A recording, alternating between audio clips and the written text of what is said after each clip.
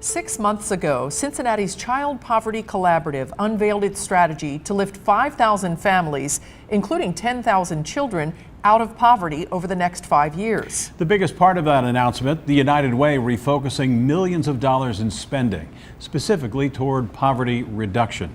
But what exactly does that mean? And will it work? Local 12's Jeff Hirsch tells us they're still trying to figure it out.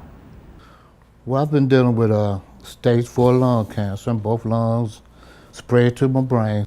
56-year-old Rodney Haley is a client at Cancer Family Care, where he gets mental health therapy and counseling. A referral to Cancer Family Care is a lifesaver, not because we administer a medication, but to help people find that will to live. What I get out of it is comfort, knowing that it's going to be okay, strength, knowing that I can continue to fight. But Cancer Family Care is in limbo. The agency gets about a quarter of its $1 million budget from the United Way. And with United Way changing its funding focus towards poverty reduction, the amount of care which Cancer Family Care can provide is up in the air. Sure, and that is an unknown. I mean, we really, at this point, we don't have any concrete answers. Cancer Family Care is not alone. We're just using them as an example. United Way funds 140 agencies in a 10-county region. And with the funding shift underway, each agency is undergoing a similar self-analysis. What's this going to mean for me? What's this going to mean for the people I help? That's a great question. Actually, it's the $58 million question. That's how much United Way distributed last year, serving 370,000 people.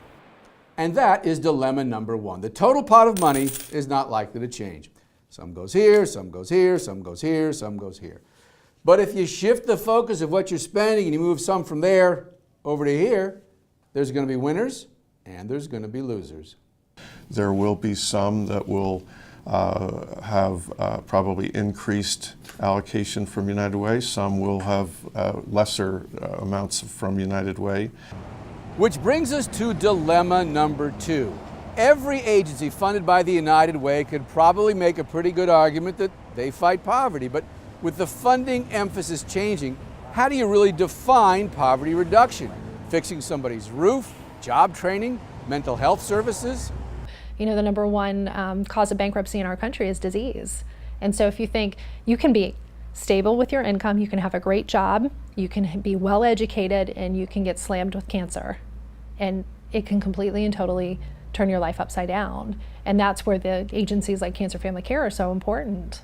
As part of the poverty funding shift, United Way is speeding up reviews of each agency. The normal 3-year funding cycle now cut to 2.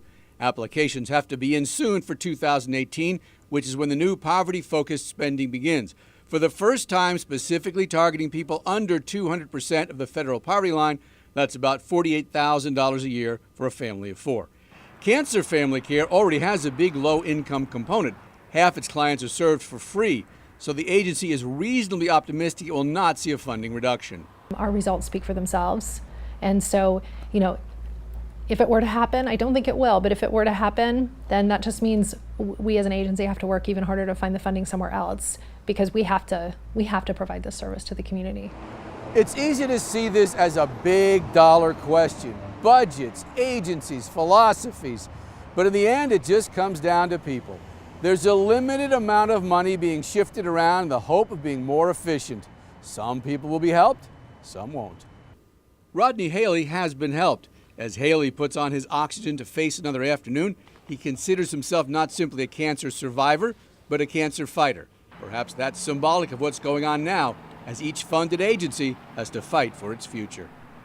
Without someone helping me, then I can't be where I am mentally to help someone else. Jeff Hirsch, Local 12 News. The Child Poverty Collaborative announced several other initiatives as well. Among them, a family mentoring program is expected to be up and running in June. Also, many local businesses plan to re-examine policies for entry-level employees. However, there have been no commitments for better pay and benefits as of yet. The collaborative also will lobby state lawmakers to expand eligibility for child care subsidies.